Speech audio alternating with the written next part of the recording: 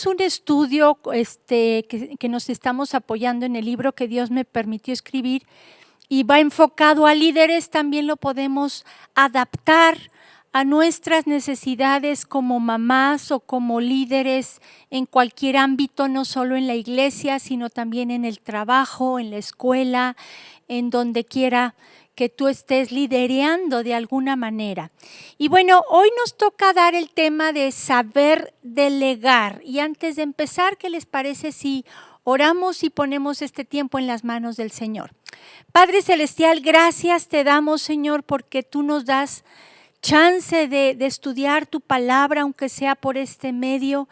Gracias porque tú siempre estás con nosotros, nos cuidas, nos guardas y sobre todo yo te ruego en este tiempo que esta palabra caiga en tierra fértil, que dé fruto al 100 por 1 y Señor, ayúdame a exponer este tema tan importante para todos nosotros.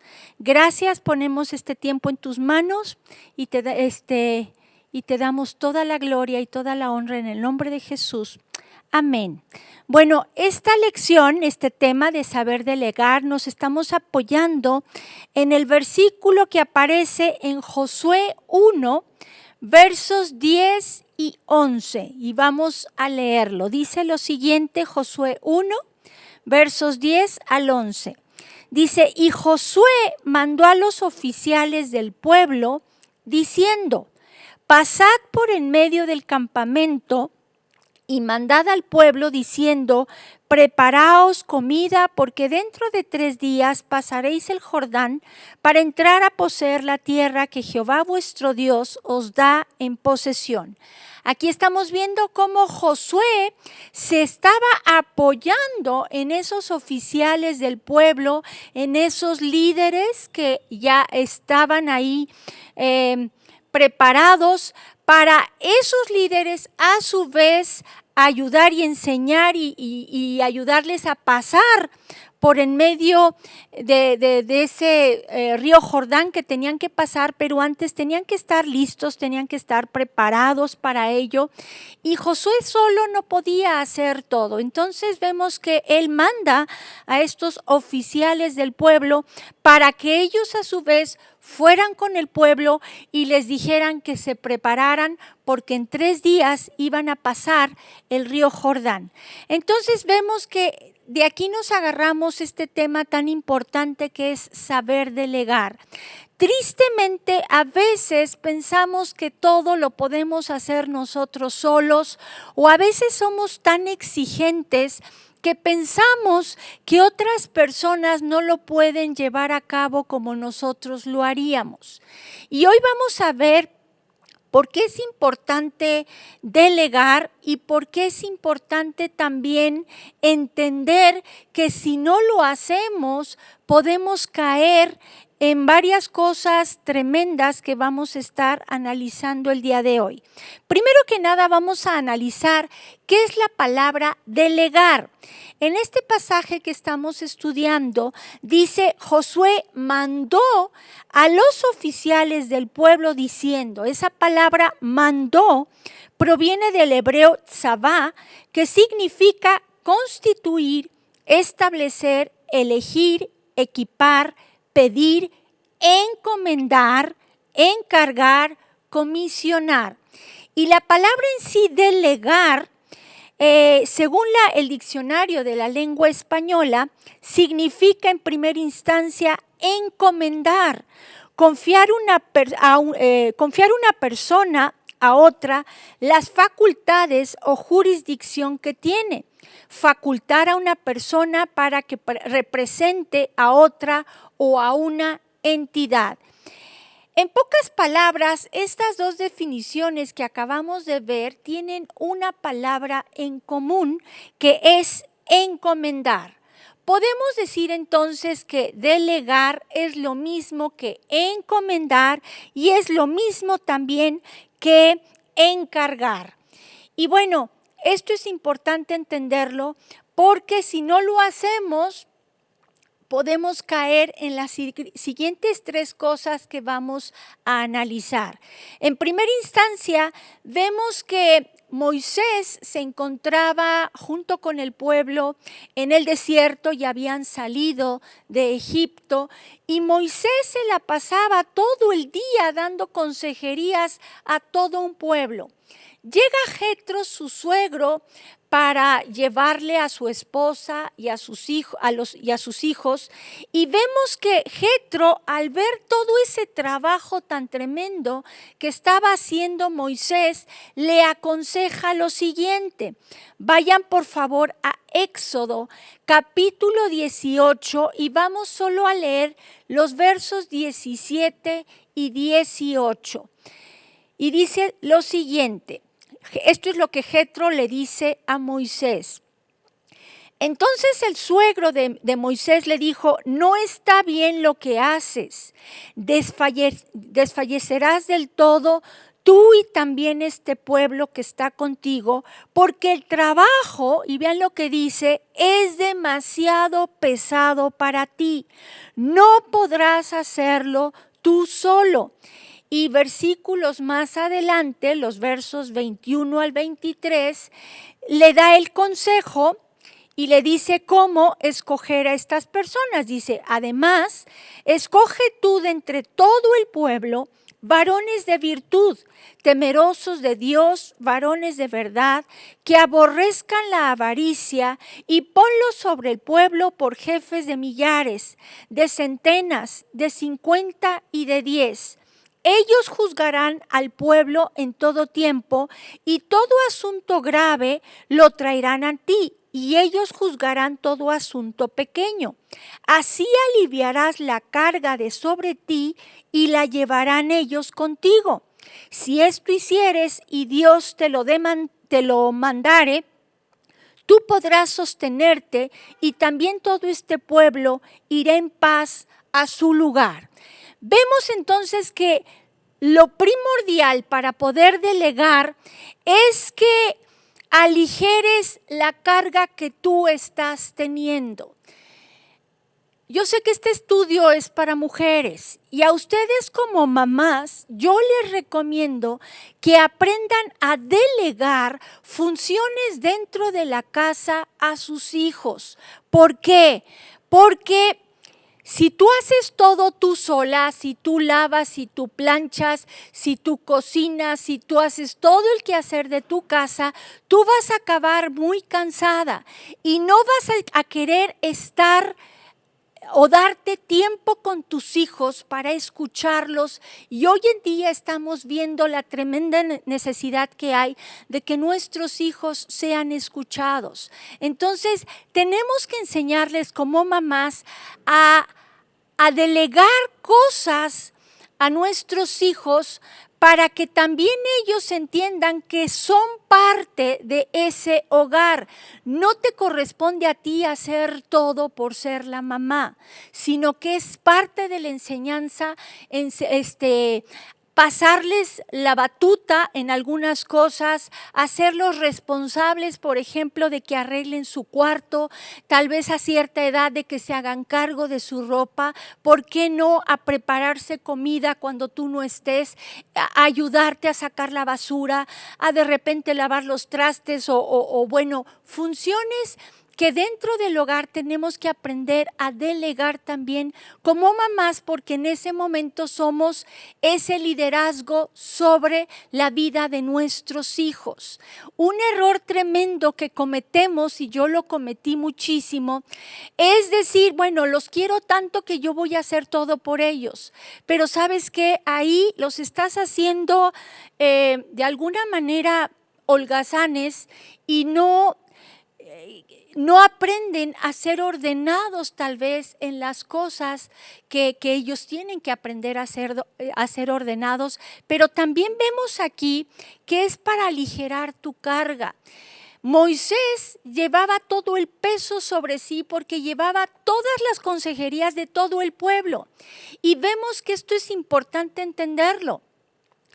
Un pastor no puede cargar con las consejerías de toda la iglesia. De ahí la importancia de que aprenda a delegar, a responsabilizar a otras personas para que le ayuden a dar consejerías. Y esto nomás por hablar de consejerías, pero hay tantas cosas que necesitamos entender que debemos de delegar porque somos un cuerpo. Tú solo no puedes hacer todo.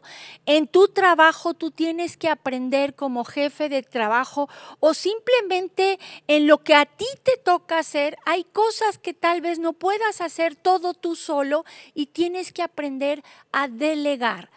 Yo diría que delegar es aprender también a trabajar en equipo. Y bueno, acordémonos que somos un cuerpo dentro de la iglesia en donde todos nos necesitamos unos a otros, cada quien tiene diferente función, pero juntos haremos grandes cosas. Otra cosa importante que tenemos que darnos cuenta, por lo cual es importante delegar, es que si tú no aprendes a delegar, tú vas a estar haciendo cosas que tal vez no te competen a ti y estás dejando de hacer cosas importantes que sí tienes que hacer.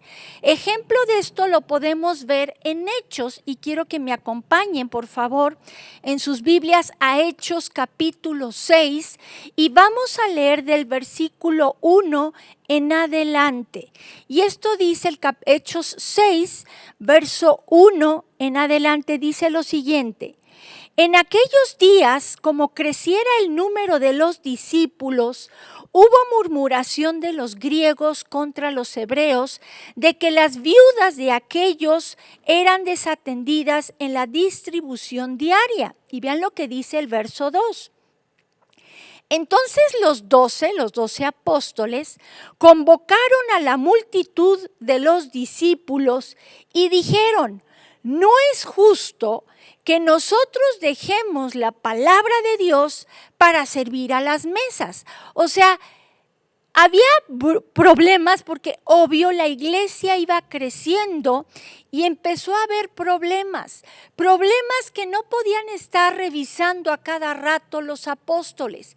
Ellos eran los encargados de dar la palabra de Dios, de enseñar la palabra de Dios. Y entonces se dieron cuenta que necesitaban a escoger a siete varones, 7 diáconos, fueron los primeros diáconos en la iglesia. Y vean lo que dice el verso 3. Dice: buscad pues, hermanos, de entre vosotros a 7 varones, y aquí da las cualidades o las características más bien que debían de tener estos 7 diáconos que querían poner al frente de esta situación que estaban enfrentando.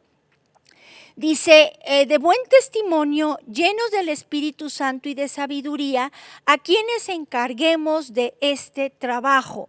Y nosotros persistiremos en la oración y en el ministerio de la palabra. Yo he visto, por ejemplo, a muchos pastores de otras iglesias en donde ellos hacen todo y no han aprendido a delegar. Tal vez no encuentran a personas idóneas para ello, pero muchos, y lo vamos a ver más adelante, tienen miedo de delegar porque piensan que entonces, o tienen miedo de hacerlo, porque creen que entonces las ovejas van a seguir a esas personas a las cuales delegaron. Y es algo que tenemos que enseñar, que no todo lo puede hacer el pastor. El pastor está encargado de la oración y de la palabra, pero hay otras cosas que otras personas pueden hacer en lugar del pastor para que el pastor no se desgaste. Y vean lo que dice el verso 7, o sea, se ve que ya escogieron a esos 7 en el versículo 5, escogieron a esos 7 diáconos, y vean lo que dice el versículo 7. Dice: y crecía la palabra del Señor y el número de los discípulos se multiplicaba grandemente en Jerusalén. También muchos de los sacerdotes obedecían a la fe. ¿Sabes por qué tal vez no está creciendo tu iglesia? Porque Tú como pastor no estás enseñando o no estás aprendiendo a delegar responsabilidades. Tú ocúpate en enseñar la palabra de Dios y la oración y deja que otras personas hagan esta función que desempeñaron los diáconos. Tú no puedes hacer todo. ¿Quieres que tu iglesia crezca? Aprende a delegar responsabilidades. Entonces vemos que este punto también es muy importante para que podamos delegar. En tercer lugar, si tú no aprendes a delegar, puedes caer en el orgullo creyendo que solo tú puedes hacer todo. Pero también vamos a analizar que puedes caer si delegas demasiado en tener celos amargos. Esto fue lo que le pasó a Saúl. Si se acuerdan, Saúl estaba enchamucado y pidió a alguien que trajera a alguien que le tocara el arpa para apaciguar sus chamucos. Y fue así como sus sirvientes le hablaron de David y David llegó al palacio con Saúl en primera instancia como tañedor, como tocando el arpa para apaciguar los demonios de Saúl.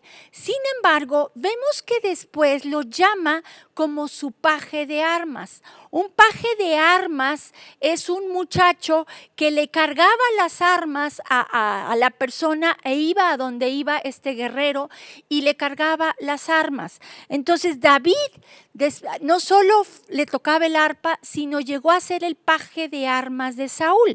Más adelante vemos que le pide permiso David para luchar en contra de Goliat. Y Saúl le quiere poner su armadura, él se la prueba pero no pudo con ella, la desecha y dijo, ¿sabes qué? Yo no estoy acostumbrado a esto y mejor con mi onda, pues ahí fue y mató a Goliat. Pero vean lo que dice después en 1 Samuel capítulo 18, versículo 5. Aquí vamos a ver que después de que mató a Goliat, Saúl lo puso al frente del ejército, vamos a decirlo así, y lo enviaba a pelear las batallas que él debía pelear. Entonces aquí vemos que Saúl delegó una responsabilidad a David que no le correspondía a David en ese tiempo, le correspondía a él. Y vean lo que pasó, 1 Samuel 18:5 dice, y salía David a donde quiera que Saúl le enviaba y se portaba prudentemente. Y lo puso Saúl sobre gente de guerra y era acepto a los ojos de todo el pueblo y a los ojos de los siervos de Saúl. A veces caemos en el lado opuesto. Hay personas que no saben delegar, que no quieren delegar, que tienen miedo de delegar, y hay otras que delegan demasiado y no hacen lo que ellos tienen que hacer. Y el resultado de esto fue que David empezó a ganar el favor del pueblo y no fue en vano, por eso que las mujeres empezaron a cantar, Saúl iría a sus miles y David a sus 10,000. Ahí fue cuando Saúl se enchamucó más, tuvo celos amargos en contra de David y a partir de ahí lo fue persiguiendo. ¿Cuál fue realmente el problema? Ya estaba enchamucado de por sí, pero había orgullo en su corazón. ¿Por qué? Porque él quería que esa gloria que le estaban dando a David se la dieran a él. Pero él había descuidado lo que tenía que hacer y le delegó cosas a David que no le correspondían a David en ese tiempo, le correspondían al rey Saúl. Entonces, por eso vemos lo importante que es delegar o delegar lo que tienes que delegar y no lo que tú quieras delegar, porque a veces por miedo a enfrentar las cosas, por miedo a hacer ciertas cosas, mandas a otro cuando que el que tiene que ir eres tú. En Romanos 12, del 3 al 5, dice lo siguiente: digo pues por la gracia que me es dada, a cada cual que esté entre vosotros, que no tenga más alto concepto de sí que el que debe tener, sino que piense de sí con cordura, conforme a la medida de fe que Dios repartió a cada uno. Porque de la manera que en un cuerpo tenemos muchos miembros, pero no todos los miembros tienen la misma función. Así nosotros, siendo muchos, somos un cuerpo en Cristo y todos miembros los unos de los otros. Todos nos necesitamos mutuamente. Y quiero aprovechar para mencionar también, yo les decía que como mamás tenemos que enseñarles a nuestros hijos a delegar y hay que delegarles responsabilidades dentro del quehacer, dentro de la casa. Sin embargo, hay mamás que se sobrepasan, que creen que es la responsabilidad del hijo o de la hija mayor cuidar a sus hermanos y les ponen cargas tan pesadas que hacen sentir que la hermana mayor o el hermano mayor es el papá o es la mamá y son los responsables de educar a sus hermanos. Cuidado. Esa es una responsabilidad que te compete a ti como mujer y a tu esposo. Entonces, no pongamos tampoco cargas demasiado pesadas o deleguemos cosas que nos corresponden a nosotros como padres. Y bueno, entendemos entonces que todo líder tiene que estar ahí para impulsar, para animar, para ayudar y todo, pero hay cosas que sí tenemos que enseñar a delegar para que no sea una carga demasiado pesada para nosotros. Amén. Vamos a ver ahora ejemplos de características que pedían para cierto tipo de personas. Por ejemplo, lo primero que Dios a nosotros nos va a demandar, la principal característica que Dios quiere ver en nosotros para podernos mandar a hacer tal o cual cosa, no son los dones, talentos o habilidades que tengas. Dios no se va a fijar tanto en eso. Lo que más se va a fijar Dios es en nuestra fidelidad. Y fidelidad, cuando hablo de fidelidad, es estar en las buenas y en las malas. Cuando tú quieras delegar algo, lo primero que tienes que ver es la fidelidad de esa persona. Vean lo que dice Lucas capítulo 16, versos 10 al 12.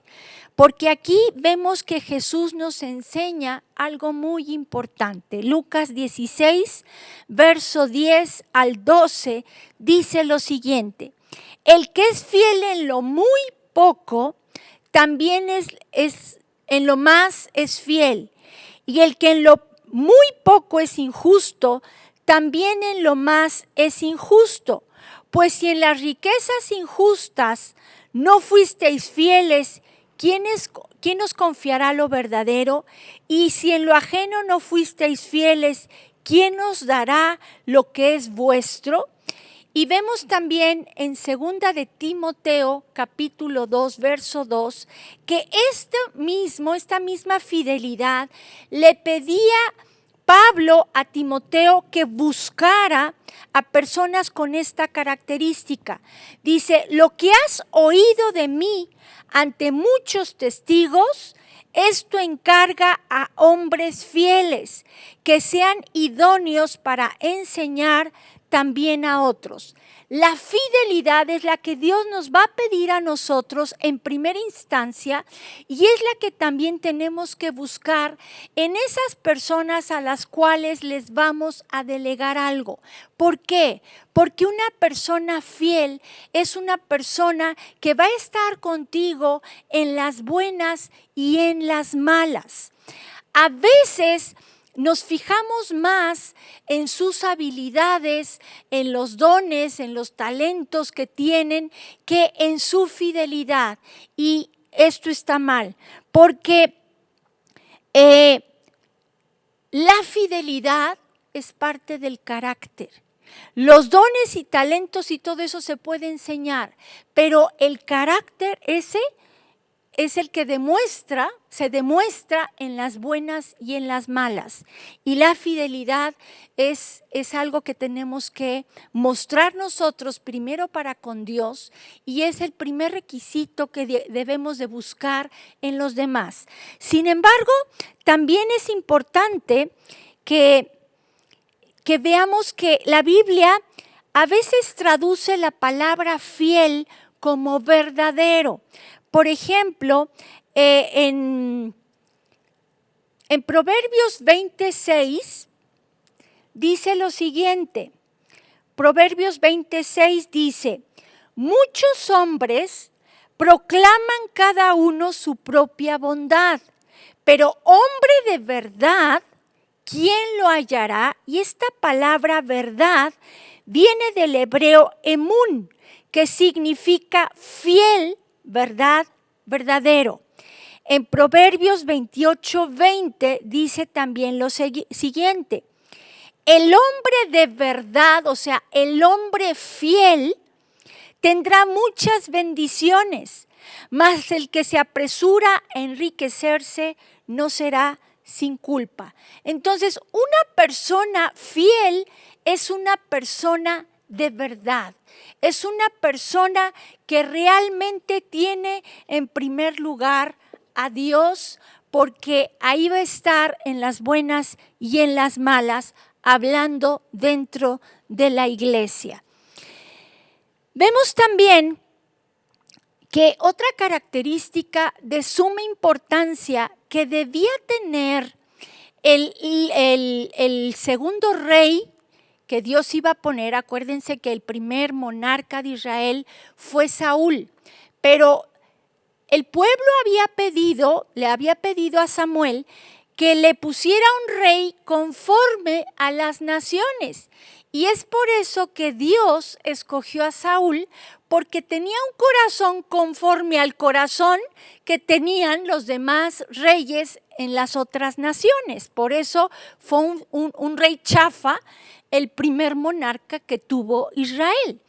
Pero vemos que después Dios manda a Samuel a la casa de Isaí y que ahí él le iba a decir quién iba a ser el próximo rey.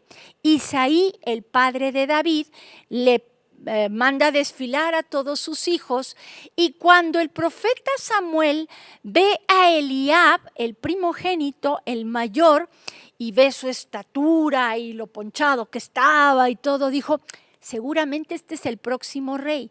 Sin embargo, ¿qué le dice Dios al profeta Samuel? Vayan a Primera de Samuel, capítulo 16, versos del 6 al 7, y dice lo siguiente. Esto fue lo que Dios le dijo. Bueno, dice, aconteció que cuando ellos vinieron, él vio a Eliab y dijo, de cierto delante de Jehová estás ungido. Y Jehová respondió a Samuel, no mires a su parecer ni a lo grande de su estatura, porque yo lo desecho.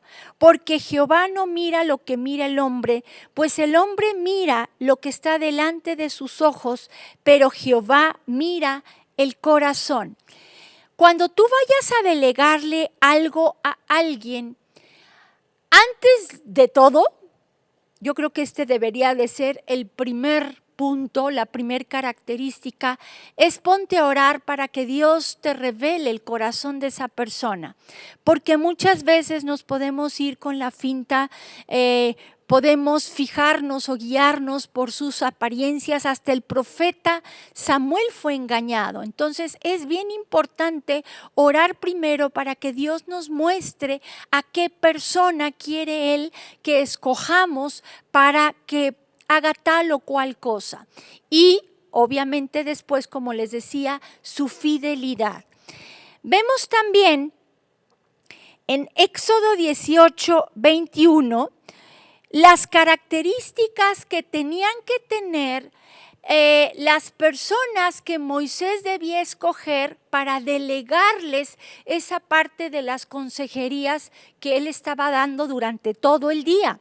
Dice Éxodo 18, 21. Además, escoge tú de entre todo el pueblo varones de virtud, temerosos de Dios, varones de verdad, que aborrezcan la avaricia, y ponlos sobre el pueblo por jefe de millares, de centenas, de 50 y de 10. ¿Qué características pedían? En primer lugar, varones de virtud. Esto significa, la palabra virtud significa soldado activo del ejército. Digno, capaz, virtuoso, con valor, vigoroso, entrenado.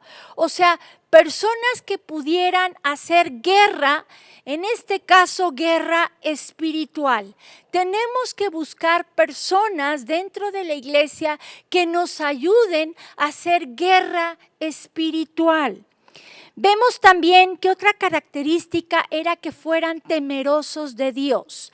La Biblia en Proverbios 8:13 dice que el temor de Jehová es aborrecer el mal. Una persona que aborrece lo malo es una persona que conoce a Dios. ¿Por qué? Porque el mundo te maneja, a lo bueno le dice malo y a lo malo le dice bueno. Entonces, para tú saber realmente qué es bueno y qué es malo delante de los ojos de Dios, necesitas conocer la palabra, necesitas conocer a Dios. Y por eso es importante escoger a personas que tengan temor de Dios, que sepan qué le agrada a Dios y qué no le agradan, y que busquen esa reverenciar siempre a Dios, que tengan miedo de fallarle a Dios y que quieran realmente agradarle a Él. Dice también varones de verdad. Ya vimos que la palabra verdad significa, entre otras cosas, una persona fiel, una persona estable, segura, en la que tú puedas confiar. Y otra característica era que aborrecieran la avaricia, que aborrezca la avaricia. Y esto significa odiar o ser enemigo de toda ganancia deshonesta, de lucrar, de sacar beneficio, de aprovecharse. Qué importante es esta característica en estas personas que necesitamos delegar responsabilidades dentro de la iglesia, pero también dentro de nuestro hogar. Si tú, por ejemplo, como mujer, buscas a una persona que te ayude en la casa, este es un requisito importante, que sea honesta, que no te robe las cosas, ¿no? Y bueno, estas son las 4 características que pedía o que sugería el suegro de Moisés a Moisés, que tuvieran esas personas a quienes él pudiera delegar las cosas ligeras, los consejos fáciles, y ya las situaciones difíciles, entonces se las mandaran a Moisés, y esto para que no se desgastara. Vemos también las características que pidieron para esos 7 diáconos en el inicio de la iglesia. Dice Hechos 6:3, vamos a volver a leerlo. Hechos 6:3 dice, buscad pues, hermanos, de entre vosotros a 7 varones de buen testimonio, llenos del Espíritu Santo y de sabiduría, a quienes encarguemos de este trabajo. Y vamos a analizar estas características. Lo primero era que tenían que ser personas de buen testimonio.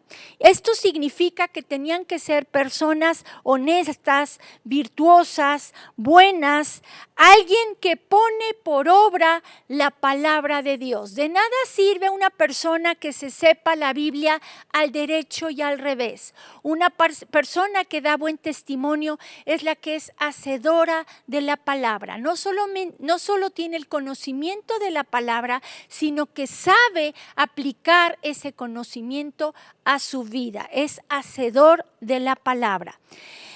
La segunda característica era que fueran llenos del Espíritu Santo. Aquí, cuando dice llenos del Espíritu Santo, no solo se refiere a que tuvieran la llenura del Espíritu Santo, más bien se refiere a que fueran completos. Esto es, completos en el Espíritu Santo. Y esto implica que Dios poseyera su mente, su espíritu y su cuerpo. Son personas que dependen enteramente del Señor, que han aprendido a morir a su yo, han aprendido a morir a su carne y buscan realmente exaltar a Dios y hacer su voluntad. Vemos que otra característica era que tenían que ser llenos de sabiduría. Obviamente, cuando hablamos de sabiduría de lo alto. Y la sabiduría que viene de Dios es cuando realmente tu vida diaria la caminas tomado de la mano del Señor.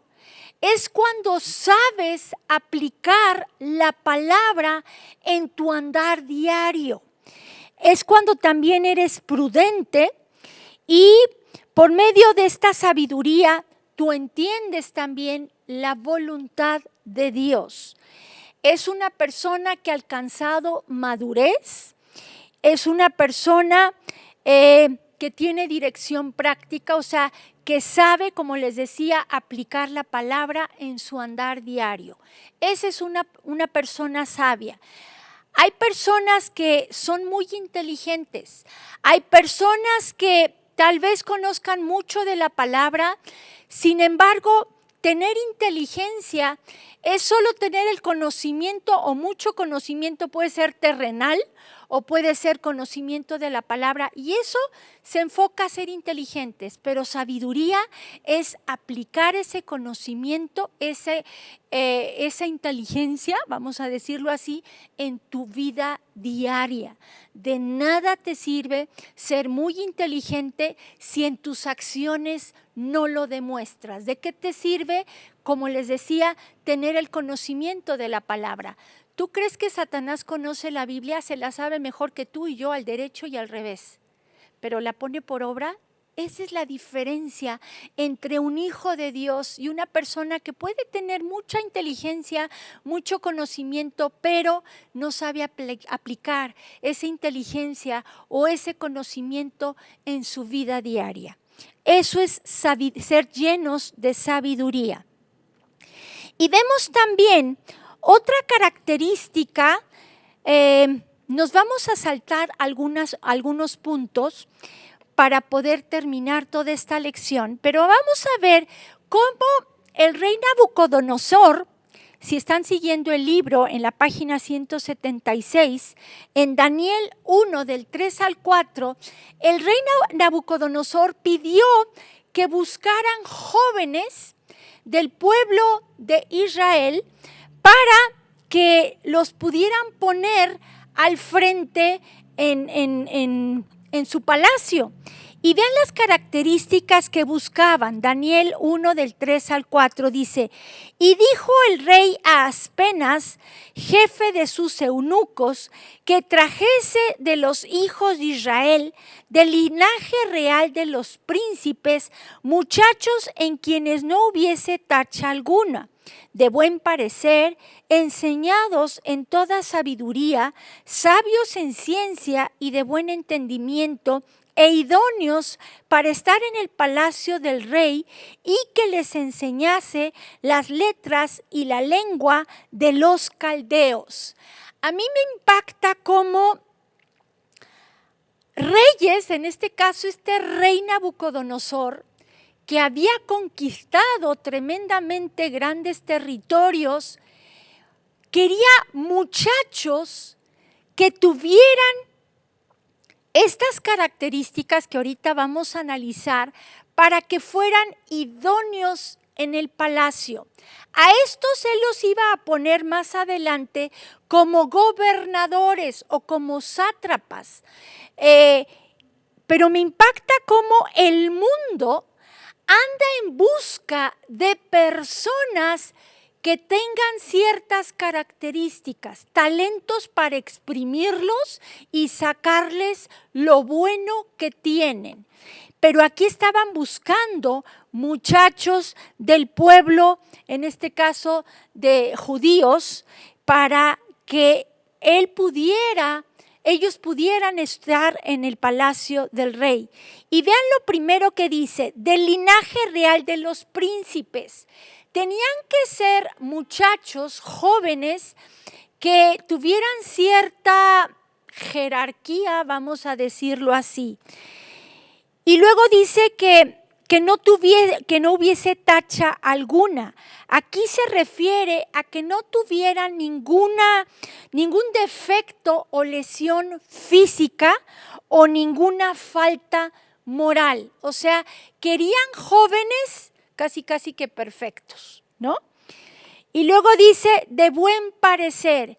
Es impresionante cómo el mundo se fija en la apariencia. ¿Qué busca Dios más que la apariencia? Nuestro corazón.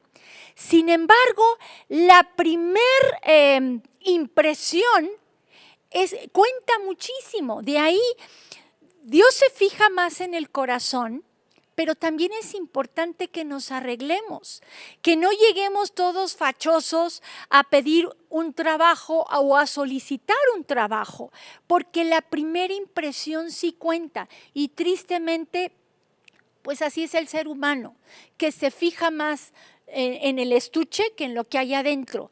Sabemos que Dios ve el corazón, pero también es importante cuidar nuestra apariencia. Yo me pregunto, ¿por qué los sumos sacerdotes y los sacerdotes tenían que vestir de lino fino, tenían que vestir de una manera esplendorosa? Porque estaban representando al Rey de Reyes y Señor de Señores. Tú y yo, como hijos de Dios, estamos representando también a nuestro Rey. Y de ahí la importancia, no que pongamos nuestro corazón en la apariencia, no que caigamos en la vanidad, pero sí es importante que nos arreglemos, sí es importante que cuidemos el templo del Espíritu Santo, que cuidemos nuestra alimentación, que hagamos ejercicio y que nos arreglemos. Eso sí es importante. Y es una característica que, bueno, el mundo en general busca más y le pone más énfasis que en lo demás. Vemos que también tenían que estar enseñados en toda sabiduría. Aquí obviamente no se refiere a sabiduría de lo alto, sino a tener inteligencia, que su IQ estuviera por arriba de la normal, digámoslo así, ¿no?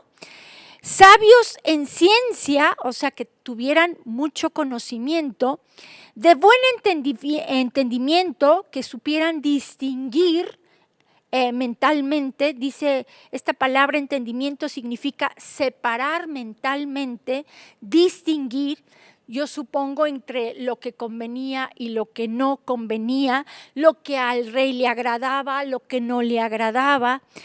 Y por último, idóneos para estar en el palacio. Y aquí se refiere a que tuvieran la capacidad y la fuerza de producir algo positivo, en este caso para el reino. Tenían que ser jóvenes que pudieran explotar, exprimir para el bien del reino. Les digo algo, la fuerza de toda iglesia son los jóvenes. De ahí que Satanás tiene mucho cuidado de rodear a los jóvenes. Acuérdense que el león anda como león, el ladrón anda como león rugiente buscando a quien devorar. Y Satanás sabe, incluso antes de que nazcas, el potencial que Dios te ha dado. Y a muchos, y yo soy testigo de ello porque mis 2 hijos, que Dios los está usando grandemente, Satanás, yo estoy segura que sabía que le iban a servir a Dios. Y desde que nacieron los quería matar. Vemos a Moisés, el potencial tan tremendo que tenía, y desde chiquito lo quería matar. Entonces tú examina a los grandes hombres de Dios, de cómo en una etapa de sus vidas los querían matar. ¿Por qué Saúl persiguió a muerte a David? ¿Quién realmente estaba detrás de todo eso? Estaba Satanás, que no quería que David llegara a ser rey porque ha sido el mejor rey que Israel ha tenido, un rey conforme a su corazón. Entonces, el enemigo es muy astuto y se va a infiltrar en la iglesia porque quiere robarle a la iglesia esa fuerza que tienen los jóvenes. De ahí la importancia de que nosotros aprendamos a buscar a esos jóvenes y los preparemos. Pero, ¿cuál es la primer característica que deben de tener esos jóvenes? Que sean fieles, que su corazón realmente esté entregado a Dios. Porque esos jóvenes, si tú los preparas desde chiquito, van a ser grandes en el reino de los cielos y te van a ser de grande bendición en tu iglesia. Lo mismo pasa en tu casa. Si tú desde pequeña, desde que son pequeños, les enseñas a cosas importantes, les enseñas a delegar, les delegas más bien responsabilidades, ellos cuando crezcan van a ser jóvenes esforzados y valientes que puedan hacer grandes cosas. No van a ser jóvenes temerosos, incapaces de hacer tal o cual cosa porque tú les has infundido ese miedo. Cuando tú delegues algo, les tienes que dar autoridad y tienes que saber que aunque al principio lo hagan mal, tienes que confiar en ellos y tienes que echarles porras y tienes que animarlos para que cuando ellos crezcan estén seguros y aprendan a tomarse de la mano de Dios, aprendan a ser fiel primeramente a Dios. Tal vez ya me desvié un poco, pero bueno, creo que es importante saber todo esto. Ahora, tristemente, cuando nosotros delegamos, sobre todo en la iglesia, lo he visto, o incluso puede pasar también en la casa, le pides a un hijo que haga cierta cosa importante y otro hermano dice, ¿por qué le dices a él y no a mí? O simplemente, ¿por qué siempre me lo pides a mí? O sea, pasa de todo, ¿no? Pero quiero hacer el énfasis de que cuando tú delegas algo a alguien, algo importante, tristemente va a haber gente que se levante en contra tuya por haber tú delegado algo, una responsabilidad importante a alguien. Es algo que va a suceder. ¿Por qué? Porque tristemente reinan los celos, reina la envidia, reina la soberbia. Siempre todos quieren buscar los primeros lugares, siempre todos quieren que el líder ponga sus ojos sobre de ellos y nosotros tenemos que buscar más bien poner siempre nuestra mirada en el Señor. Y si a ti no te escogieron en un puesto que tú querías, no sientas celos y no sientas envidia.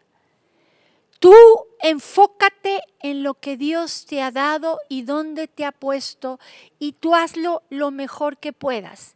Sé diligente en donde Dios te puso y no celes o envidies cosas que Dios les ha dado a otros a través de sus líderes.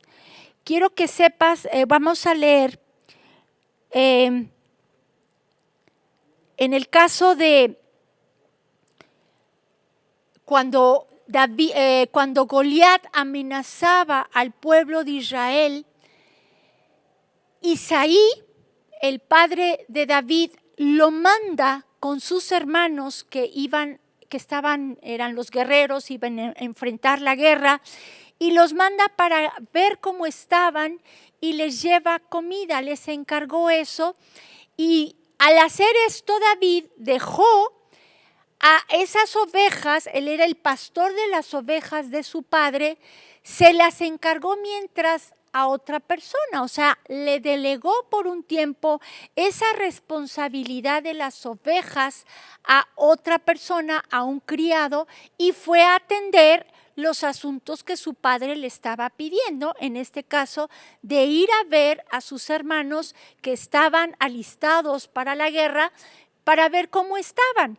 Y entonces, cuando llega David y empieza a oír a este gigante vociferando, amedrentando, intimidando al pueblo de Israel, David empieza a preguntar, bueno, ¿qué le van a dar al que enfrente a este Goliat, ¿no? Y vean lo que dice Primera de Samuel 17, del 17 al 20. Dice, y oyéndole hablar Eliab, su hermano mayor, con aquellos hombres, se encendió en ira contra David y dijo, ¿para qué has descendido acá y a quién has dejado aquellas pocas ovejas en el desierto? Yo conozco tu soberbia y la malicia de tu corazón, que para ver la batalla has venido. ¿Por qué se enojó tanto Eliab de ver a David ahí? Yo no sé qué vio Eliab en David.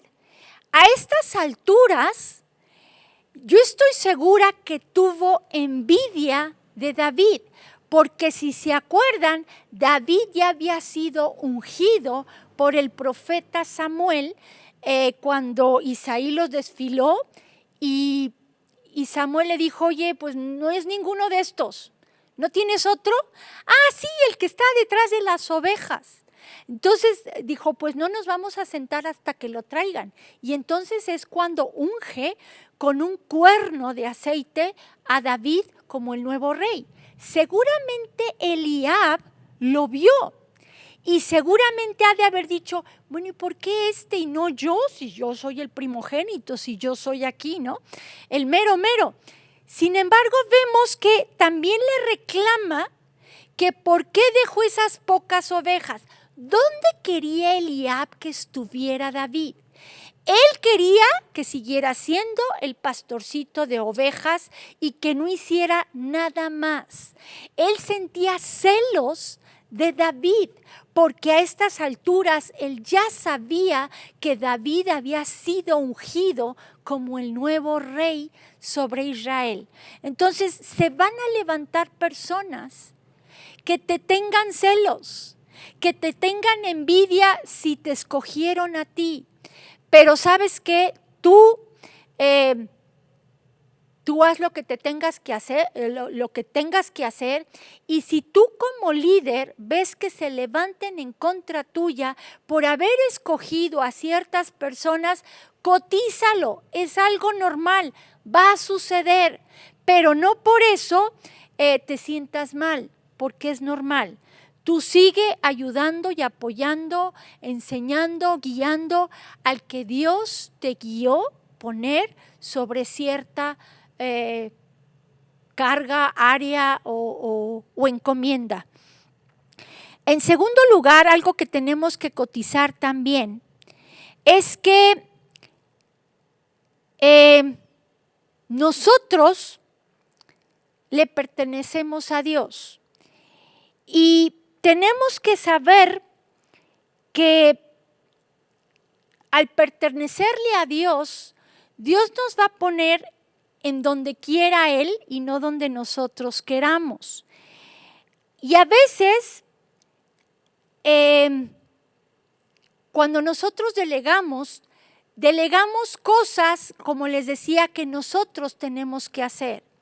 Lo vimos con Saúl. Saúl era un hombre que empezó a delegar lo de la guerra, lo de ir a la guerra se lo delegó a David, cuando que él era el responsable de ir. Entonces tenemos que saber que nosotros no somos dueños de nuestros actos y todo lo que hagamos que sea para agradar a Dios. Y si Dios nos pide hacer cierta cosa, tenemos que hacerla nosotros y no delegársela a otra persona. Por último y rápidamente, porque ya se nos fue el tiempo, solo lo voy a mencionar. Jesús a nosotros nos delegó dos cosas muy importantes. Lo primero que nos delegó es ir por todo el mundo y predicar el evangelio. Es lo primero que nos delegó. Pero también nos delegó el ir a todas las naciones y hacer discípulos. ¿Por qué? Porque tú estás aquí con un propósito.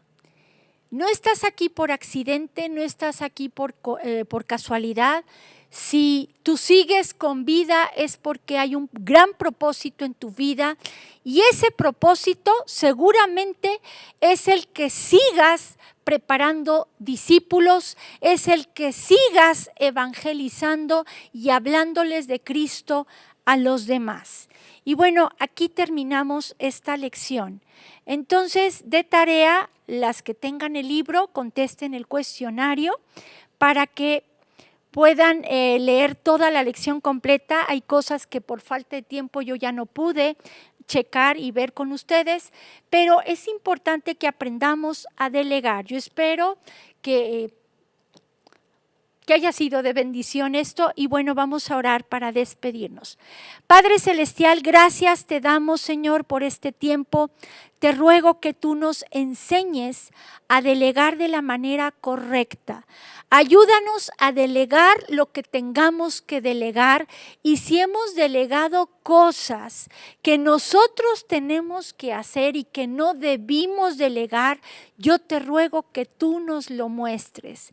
Padre Celestial, yo sé que hay muchas mujeres que están cargando con cosas muy pesadas, muy difíciles de cargar. Yo te ruego que las ayudes, que les enseñes a delegar cosas, pero que sepan realmente qué cosas deben de delegarle, en este caso a sus hijos.